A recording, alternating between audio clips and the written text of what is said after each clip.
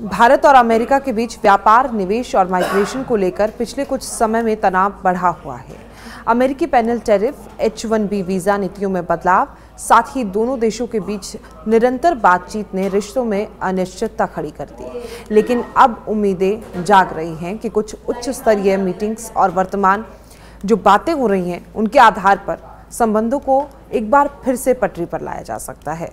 आज इस खबर में हम देखेंगे कि क्या उम्मीद की जा सकती है, किन मुद्दों पर बात हो सकती है और किन सेक्टर्स को सबसे ज़्यादा प्रभाव पड़ेगा। सबसे पहले पैनल टैरिफ और रेसिप्रोकेट जो शुल्क है वो अगस्त 2025 में राष्ट्रपति डोनाल्ड ट्रंप की सरकार ने भारत से जो एक्सपोर्ट कुछ चीज़ों पर होता है उस पर 25% पैनल टैरिफ लगा दिया था।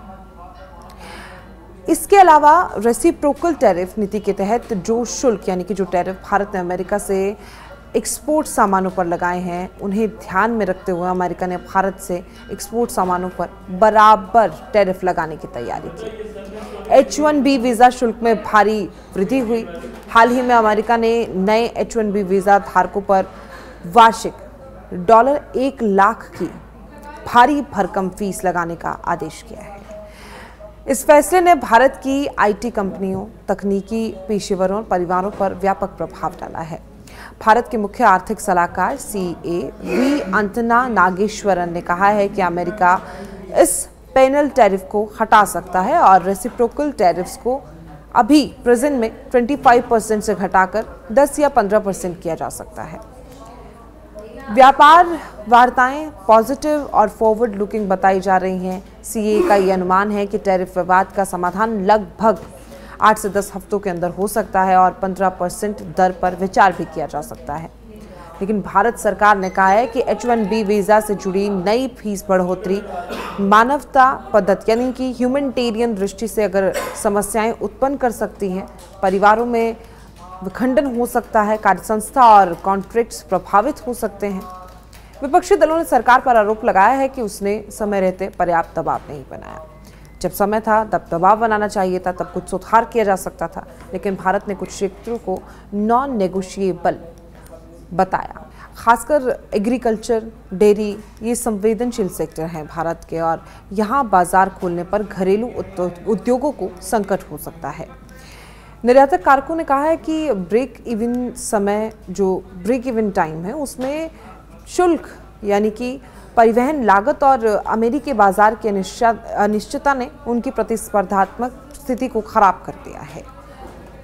भारत और अमेरिका पहले से ही एक बायलैटरल ट्रेड एग्रीमेंट की रूपरेखा पर बात करते आए हैं और इसके अलावा अमेरिकी जो प्रतिनिधि मंडल है उसने भारत के साथ पॉजिटिव और फॉरवर्ड लुकिंग दृष्टिकोण से बात भी की, मिले भी। भारत ने अमेरिकी वस्तुओं पर लगाए गए टैरिफ्स में कटौती करने की आशंका जताई है।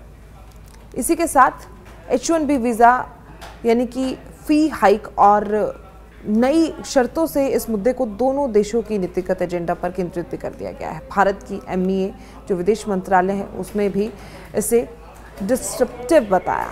ह्यूमैनिटेरियन कॉन्सिक्वेंसेस को लेकर यहाँ पर चिंता जताई गई है। उद्योग समूह स्पेशली IT क्षेत्र में भारी दबाव डाल रहे हैं कि इस नीति को होने वाले नुकसान को कम किया जाए। उदाहरण के लिए मौजूदा वीज़ा धारकों और रेन्यूअल्स पर नई फीस को लागू ना किया जाए, इसको लेकर भी यहाँ पर बात की गई है। कुछ राहत दी जाए ऐसा भी कहा गया है। पैनल टैरिफ हटा दिए जाएंगे जिससे भारतीय निर्यातकों को राहत मिल सकेगी और रेसिप्रोकल टैरिफ्स की दरों में कमी होगी जिससे अमेरिकी वस्तुओं की भारी और ज़्यादा संतुलन की स्थिति यहाँ पर कायम हो पाएगी। H-1B वीज़ा नीतियों में बदलाव खास तौर पर फीस और लागू एप्लीकेबिलिटी डेट को लेकर जिससे भारतीय IT कंपनियों और पेशेवरों को मार न लगे, ये भी बेहद महत्वपूर्ण है।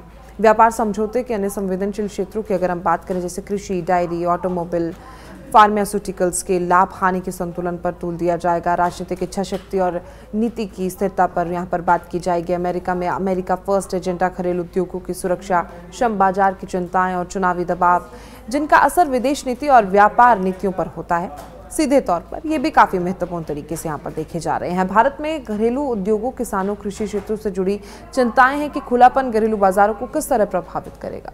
समय सीमा और घटनाओं की त्वरितता, इस पर भी यहाँ पर बात की गई है। हर विषय को तुरंत हल करना संभव नहीं होता है।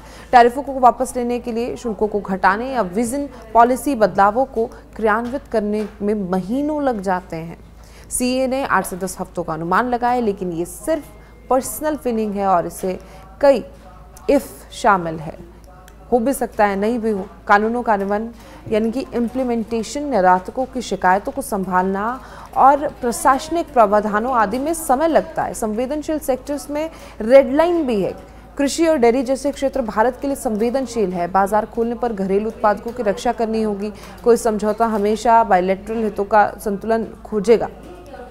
समान रूप से H-1B नीति में बदलाव करने पर अमेरिकी कंपनियों, श्रमिकों और उन समुदायों की आवाज़ सुननी होगी जिन पर यह बदलाव प्रभाव डालेगा।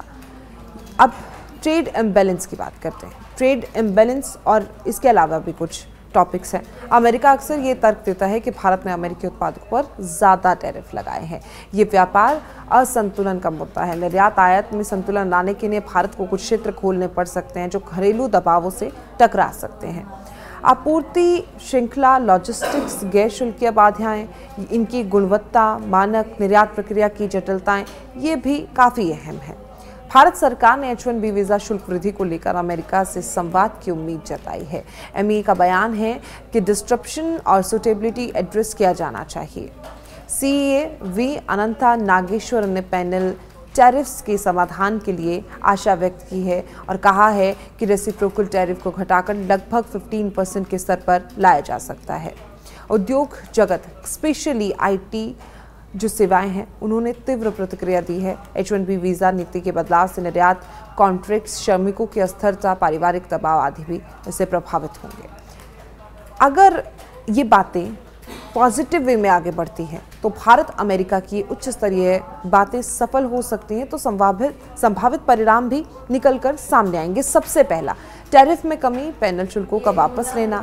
25% पैनल टैरिफ को पूरी तरह से हटा या कम किया जा सकता है। रेसिप्रोकल टैरिफ को 10 से 15% की दर पर सीमित किया जा सकता है। H-1B वीज़ा नीति में संशोधन, नई फीस को नए आवेदकों, न्यू एप्लीकेंट्स या कुछ भी मामलों में लागू करने पर नियमों में लचीलापन हो सकता है। मौजूदा वीजा धारकों और रिन्यूअल्स पर नई फीस लागू न करने की व्यवस्था हो सकती है।